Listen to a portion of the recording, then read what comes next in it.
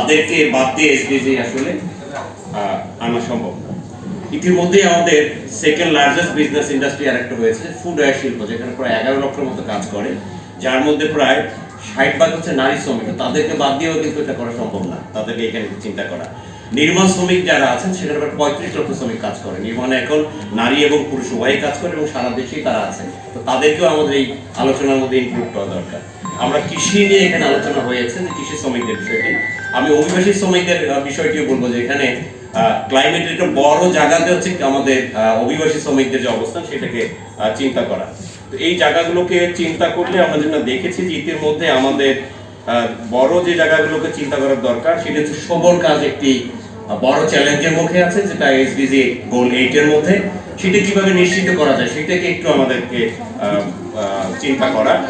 এরপর আমরা যেটা দেখলাম যে সোশ্যাল ডায়ালগের জায়গাতে আমরা যেটা দেখি যে জাতীয় পর্যায়ে ডায়ালগগুলো অনেকটাই হচ্ছে, কিন্তু কারখানা পর্যায়ে ডায়ালগগুলো কিন্তু সেখানে কম।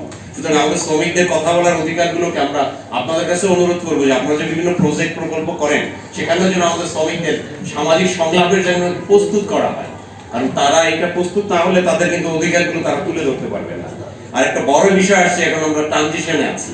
ট্রানজিশন থেকে যখন আমরা জাস্ট ট্রানজিশন যে ডিমান্ড করছি সেইটাকে একটু বিবেচনায় নিতে হবে।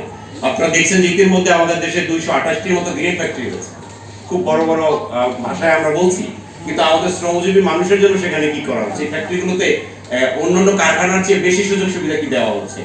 এবং এই ক্লাইমেটের কারণে আমার যে শ্রমিকরা চাকরিচ্যুত হবে, বিশেষ করে নারী শ্রমিক যারা আছে, তারা আজকে অটোমেশনের ফলে যে চাকরিচ্যুত জায়গাতে পড়বে, তাদের প্রশিক্ষণ, তাদেরকে পুনর্বাসন, এই চিন্তাগুলো আসলে আমাদের এখানে রাখতে হবে। আর সর্বোপরি যেটা আপনারা জানেন যে আইন একটি রোড ম্যাপ করেছে, কিন্তু এই রোড ম্যাপের সাথে যারা আমরা তৃণমূলে কাজ করি তাদের কিন্তু অন্তর্ভুক্তি নেই। তো আমাদেরকে সেখানে কিভাবে অন্তর্ভুক্তি করবে, আমার শ্রমজীবী মানুষের কথাগুলো বলার জন্য সেই সুযোগটা সেখানে দরকার। আর এখন আমি যেগুলো বলছি যে এখানে একটু স্পেসিফিক কাজ করা দরকার, যে নারী কর্মসংস্থান বৃদ্ধির জন্য এখানে হাইলাইট করা দরকার। শ্রমিকের বাঁচার মতো মজুরি একটি গুরুত্বপূর্ণ বিষয়, সকল সেক্টরে সেটি চিন্তা করতে হবে। প্রসূতি কল্যাণ সুবিধা এবং ডে কেয়ারের যে ব্যবস্থাটা, এটা খুবই অপতুল্য এবং নাই বললেই চলে। সেই জায়গাগুলোকে এখানে একটি গুরুত্বপূর্ণ জায়গায় আনতে হবে। নারীর জন্য পুষ্টির নিশ্চয়তা দিতে হবে, নারী শুধু কাজ করবে তাই না, তার পুষ্টি নিশ্চিত করার জন্য কিছু উদ্যোগ নিতে হবে, সেগুলো চিন্তা করতে হবে। আমরা যদি দেখি যে জাতীয় নিম্নতম মজুরির কথা আমরা বলছি, আমাদের এখানে 115টার মতো ইন্ডাস্ট্রি আছে বা শিল্প আছে, যেখানে আমরা দেখছি 46টি সেক্টরকে চিহ্নিত করা হয়েছে, বাকিগুলো চিহ্নিত করা হয়নি। কিন্তু জাতীয় নিম্নতম মজুরির কথা বলছি আমরা 10 বছর অধিক সময়, সেটি কিন্তু বিবেচনায় নেওয়া হয়নি। এখন সময় এসেছে, এই সময় সেগুলোকে চিন্তা করতে হবে।